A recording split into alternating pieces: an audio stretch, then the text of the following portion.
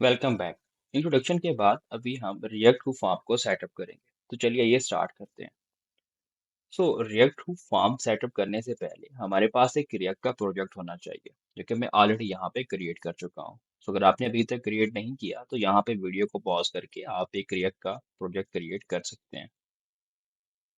सो react का project create करने के बाद अभी हम रिएक्ट टू फॉर्म की वेबसाइट पे आएंगे। यहाँ पे गेट स्टार्टेड पे क्लिक करते हैं और यहाँ से हम npm की ये पैकेज की जो कमांड है इसे कॉपी कर लेते हैं। दोबारा अपने प्रोजेक्ट में आते हैं। एक नया टर्मिनल आपने ओपन करना है। मैं इसको क्लोज करके अगेन एक यहाँ पे नया टर्मिनल ओपन करता हूँ। तो इस टर्मिनल में आपने मेक श्योर करना है कि आप इस प्रोजेक्ट के अंदर हो। आपका टर्मिनल उस प्रोजेक्ट के अंदर ओपन होना चाहिए। तो मैं यहाँ पे कमांड पेस्ट करता हूँ और एंटर करता हूँ। जैसे आप एंटर करते हैं तो ये आपका इंस्टॉलेशन का प्रोसेस स्टार्ट कर देगा। मेरे पास वैसे already React to form installed है, बट ये अगेन इसको इंस्टॉल कर रहा है। तो मसला कोई नहीं है, अगर ऑलरेडी इंस्टॉल्ड है तो उसको अपडेट कर देगा। अगर कोई इसमें माइनर्स में अपडेट हुई होगी तो ऐसा कोई मसला नहीं है, अगर पहले भी इंस्टॉल्ड है प्रोजेक्ट में। तो अभी आगे चलते हैं। तो हम रिएक्ट फॉर्म को इंस्टॉल कर चुके हैं। तो स्टाइलिंग का काम कम से कम करने के लिए हम यहाँ पे MVI को यूज करेंगे। तो साथ में ही मैं MVI की वेबसाइट पे जाता हूँ। ये इसका हमारा MVI का होम पेज। यहाँ पे डॉक के सेक्शन में, डॉक के अंदर हमारे पास मटेरियल यूआई का सेक्शन है। इसमें इंस्टॉलेशन का ऑप्शन, और यहाँ से भी हमें npm के कुछ पैकेजेस हैं जो इसको यूज करने के लिए हमें चाहिए होंगे, क्योंकि हम इसके कंपोनेंट्स को यूज करने वाले हैं। जैसा कि टेक्स्ट फील्ड का हमारा कंपोनेंट है, इसमें हमें बेसिक स्टाइलिंग मिल जाएगी, हमें बार बार स्टाइल करने की जरूरत नहीं रहेगी।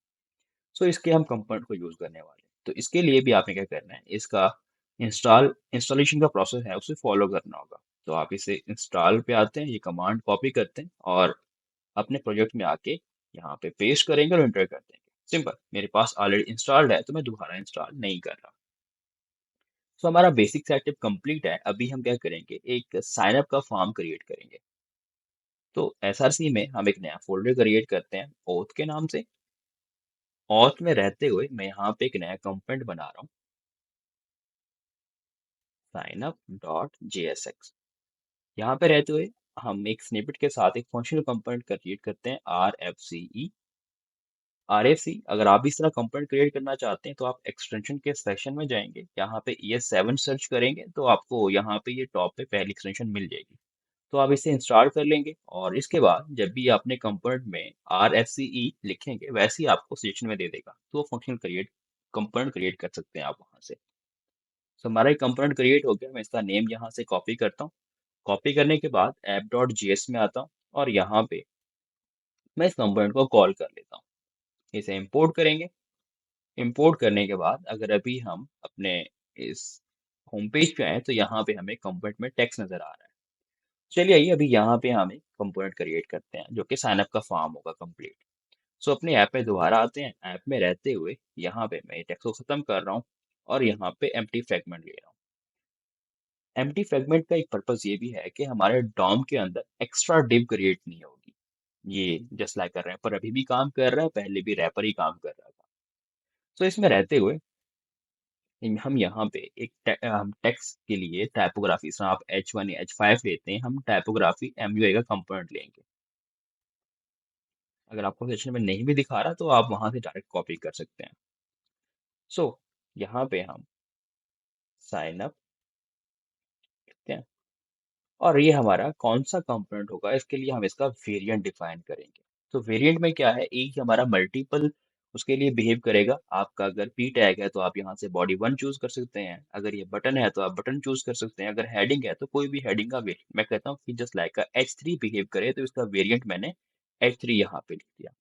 तो अभी आप जाकर देखेंगे तो आपको ये just like a bold heading दिखा रहा है। इसी के बाद यहाँ पे हम रहते हुए एक बॉक्स लेते हैं। बॉक्स MUI का कंपोनेंट है जो जस्ट लाइक अ टिक बिहेव करता है। इसको हम इंपोर्ट करते हैं। इंपोर्ट करने के बाद यहाँ पे अभी के लिए हम एक टेक्स्ट फील्ड लेके आएंगे। टेक्स्ट फील्ड में क्या होगा, हम MUI के इस होम पेज पे आते हैं, यहाँ पे कंपोनेंट के सेक्शन में, और टेक्स्ट फील्ड क्या है, जस्ट लाइक अ इनपुट बिहेव करता है। तो यहाँ पे हम अभी इसकी एक इनपुट फील्ड फर्स्ट कॉपी कर रहे हैं। कॉपी करने के बाद VS कोड में आते हैं, यहाँ पे लाके पेस्ट कर रहे हैं। फर्स्ट ऑफ ऑल इसे हमें इंपोर्ट करना होगा। हम कंट्रोल और स्पेस को एक साथ प्रेस करें, अगर इसके एंड पे क्लिक करने के बाद तो हमें ये ऑटो सजेशन दिखा रहा होता है। तो यहाँ पे हम लेबल इसका अपडेट करते हैं, ये क्या होगा, फुल नेम होगा, जो कि हम यूज़र से फुल नेम लेंगे। इसी को हम अगेन रिपीट करते हैं, कंट्रोल ऑल्ट और एरो डाउन को आप प्रेस करते हैं तो आपकी लाइन कॉपी हो जाएगी, शॉर्टकट की है। इसी के साथ हम यूज़र से ईमेल लेंगे, ईमेल का हम यहाँ पे इनपुट डिफाइन करते हैं, साथ में हमारे पास उसका पासवर्ड हमें चाहिए होगा, तो हम यहाँ पे पासवर्ड की फील्ड ले रहे हैं। सर अगर भी हम यहाँ पे अपने फॉर्म पे आए तो यहाँ पे आप देख रहे हैं कि हमारी सारी फील्ड नज़र आ रही है, लेकिन सारी की सारी इनलाइन है क्योंकि टेक्स्ट फील्ड जो है इनलाइन कंपोनेंट है। सो यहाँ पे इसे थोड़ा-सा हम बेहतर करते हैं। सो अभी के लिए हम यहाँ पे बीआर का टैग यूज़ करते हैं, नेक्स्ट उसमें हम इसे अपडेट कर देंगे। तो यहाँ पे अभी आप इसकी दफ़ा रिफ्रेश कर लें तो आपको यहाँ पे ये थोड़े से ब्लॉक के सेंस में नज़र आ रहे हैं। लास्ट में हमारे पास क्या होगा, एक बटन होगा, इस बीआर के बाद यहाँ पे हम एक बटन कंपोनेंट कॉल करते हैं जो कहाँ से आएगा, एमयूआई से आएगा। जस्ट लाइक अ कंपोनेंट हमें बनाना होगा,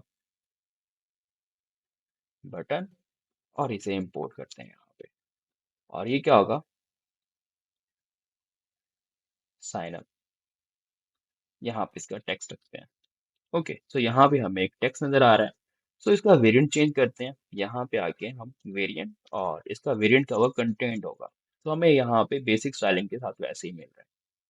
ओके, तो हमारा एक बेसिक फॉर्म क्रिएट हो चुका है। अब नेक्स्ट वीडियो में क्या करना है, हमने इसको रिजेक्ट हुक फॉर्म के साथ इसको कंट्रोल करना है और इसकी वैल्यूज को गेट करना है। चलिए आइए मिलते हैं नेक्स्ट वीडियो।